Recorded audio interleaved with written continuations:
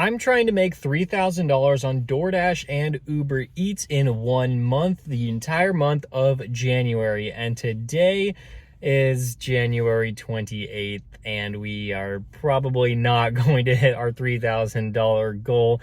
It's been a while since I've talked with you. I mean, my last video, I filmed it on January 13th. And so this is basically, like 2 weeks later, and I'm coming here just giving an update.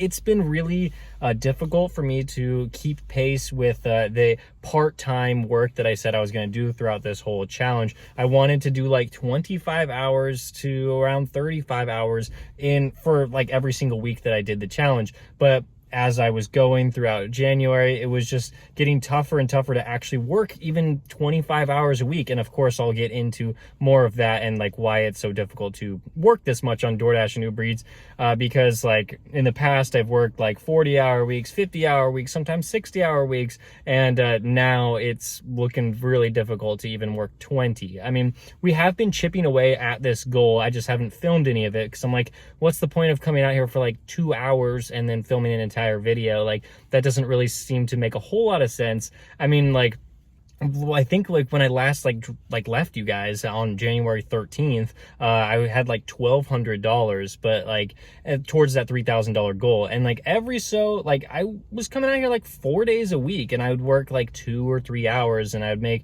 a little bit, $100 here, sometimes $60 here, another time like $150, but it just wasn't enough to like make a whole video out of. I mean, so we're getting started out at around 5 p.m. right now on DoorDash, and we got a really nice Sophia's Kitchen order. It was a catering order for just over $20. I feel like I've said that a lot this challenge, this video series, with these catering orders. I mean, they're so nice. If you're not part of the large order program, I'd recommend at least doing some research to figure out how to actually get in it, because it's been really nice for me on DoorDash, especially when I'm only working like the peak times, like dinner, working just like 2 or 3 hours a week. And that one, it didn't turn out to be more than that, but I did accept a DoorDash order again. It took me about like 30 minutes to do that one. Got another catering order here for Pita Jungle for $18.50 for about like 7 miles, I think it said. This one had a chance to be more than what we saw on the acceptance screen. The other one, it ended in like, it was $21.67. And so I didn't think it was going to go up, and it didn't. But this one, since it ends in 0.50, it could go up. So we'll try it out. And yes, of course, I'll talk more about why I'm only working like 2 or 3 hours a day, like 4 or 5 days a week. And I'll definitely get into that, but we got to pick up this Pita Jungle order. That Pita Jungle order did end up being more than the $18.50 that I saw on the acceptance screen. It ended up being like 23, something like that. So pretty good there. First 2 orders were so solid. And then we moved on to a $10 order from DoorDash for 2 miles, which is also really solid. It's for Grimaldi's, for a place that usually has the orders ready. I mean, sometimes there's issues, but most of the time it's pretty good. I pulled up, started walking up to the to-go orders section, and I noticed there were a lot of people around there just waiting, and they were all on their phones, and I'm like, if these are drivers, I'm going to be crushed. And there's like, there were 6 people including me, so 5 other drivers there, and they were all just like saying there was nobody working up front, and I'm like, this is not good. So like 3 minutes later, somebody comes, and I tell them the person's name for the DoorDash order, and they're like, well, it's not ready, but that'll probably be another like 30 minutes. And I'm like, what, 30 minutes?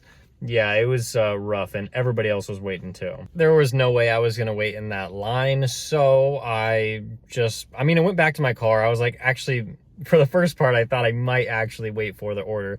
I went back to my car, was sitting in here just drinking water, doing whatever on my phone for a couple minutes, realized this was not going to work out, and so I started driving away because I knew it would take me like, it's in a really weird parking lot area. It'd take me like a couple minutes, like 3 or 4, to actually get out of the parking lot. So I just decided to start doing that. And so by the time I was actually getting close to leaving the whole complex and like driving down the road back to the hotspot, I noticed, or I was like, this has been like at least 10 minutes by now. So I went into the help section of that order on DoorDash, and I saw that, yes, it popped up. I had a worry-free, whatever it says, I don't know, but basically I could unassign the order with no penalty to my completion rate, which is nice. I mean, DoorDash has had this policy for a really long time. It used to be where if you've waited 10 minutes, it'll pop up on your screen saying you can unassign this penalty free. And now you have to like go into the help section, and yeah, it's a whole thing.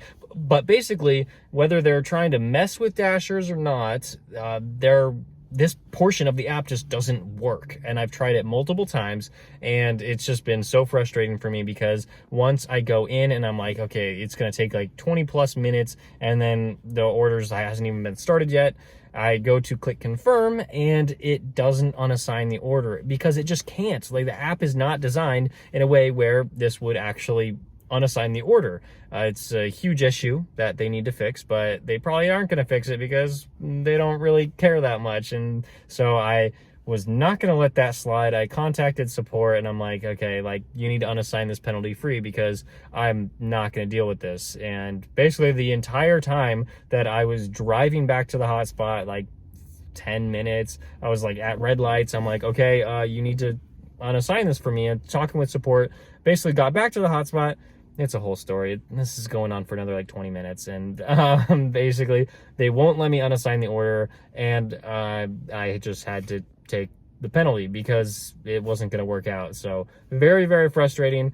DoorDash obviously knows that it's going to be tough for Dashers to be chatting with support while you're driving and all this, and you're not going to be able to actually unassign the order.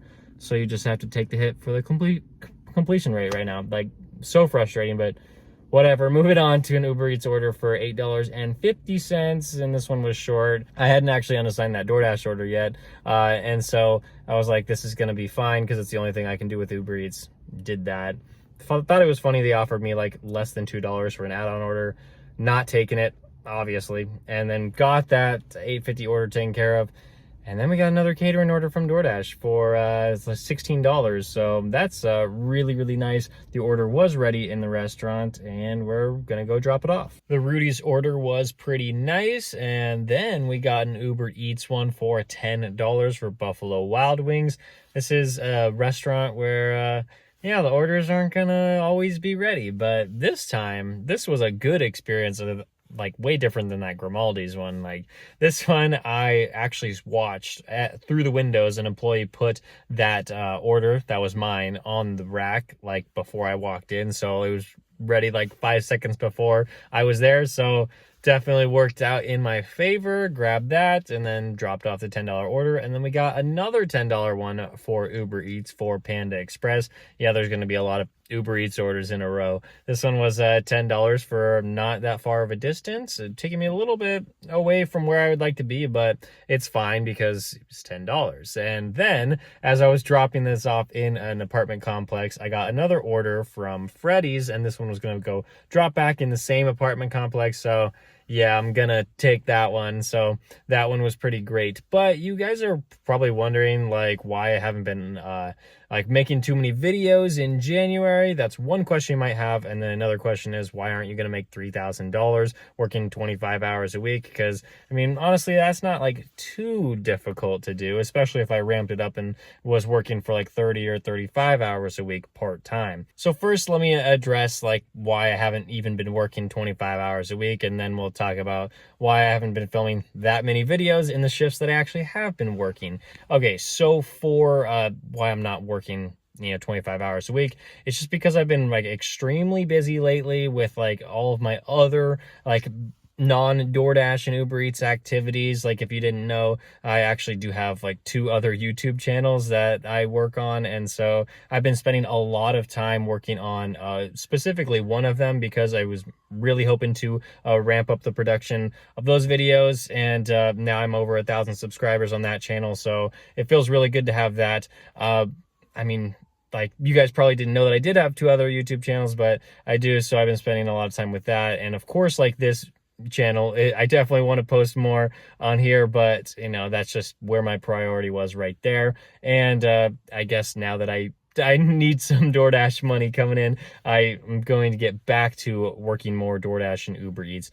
And so for why I haven't been filming while I've actually been driving, it's just been like, it takes kind of a lot of effort to like make YouTube videos while you're driving around, while you're doing DoorDash and Uber Eats, like multi-apping, working the very busy times. Like, I don't have a lot of time to like pick up the camera and film while I'm doing deliveries. And so I try my best, but sometimes I'm like, well, I'm only coming out here like 2 hours for this dinner shift, so let's just like not make a video. And so there it is. I mean, so I just hope you guys like understand. We're gonna get back into making more DoorDash videos, and we'll just see how it goes. So moving on, we did have a couple more Uber Eats orders. We did have a quest going on starting at 8 p.m. and I wanted to complete 3 deliveries to get $6. And so for the first one of that quest, it was nice, just over $10 order. Gotta love that Boost Plus Pay coming in, just like bumping everything up in pay, which is so good to see. And then moving on from that, had to come back to the hotspot a little bit where I picked up a McDonald's order for like $8.50, I think it was. And then I just waited the 3 minutes for that order to be ready. And as I was walking out with the bag, I got an add-on order for McDonald's for $6.50. I really like doing this. I don't confirm the order until I actually get back to my car because of situations like this where we might get a stacked order. And that's why I also really don't like when restaurants are like, oh, make sure you show me that you confirm the order. I get it that it cuts down on like people stealing orders and stuff like that, but it ruins my opportunity to get stacked orders like this. So I accepted it, and they only ordered 1 drink and like 1 dessert, so it was extremely fast. And then we got those 2 McDonald's orders dropped off, and I did get the additional $6 for completing 3 deliveries after 8 p.m. And that's where we're gonna call it on DoorDash. I made $61, and on Uber Eats it's going to turn out to be like $67-ish, so almost $130 in just working a little over 4 hours today. And that means that we are over $2,000 for this January challenge, but we might not make $3,000. I mean, we only have 3 days left to do it, but I'll give it my best shot, even though I'm probably just going to be working the dinner shift. So oh well, we'll see what happens. Thank you so much for watching this video. If you want to check out any links in the description, that'll help me out a lot, as it really does support the channel and keep it going. And I'll see you in the next one.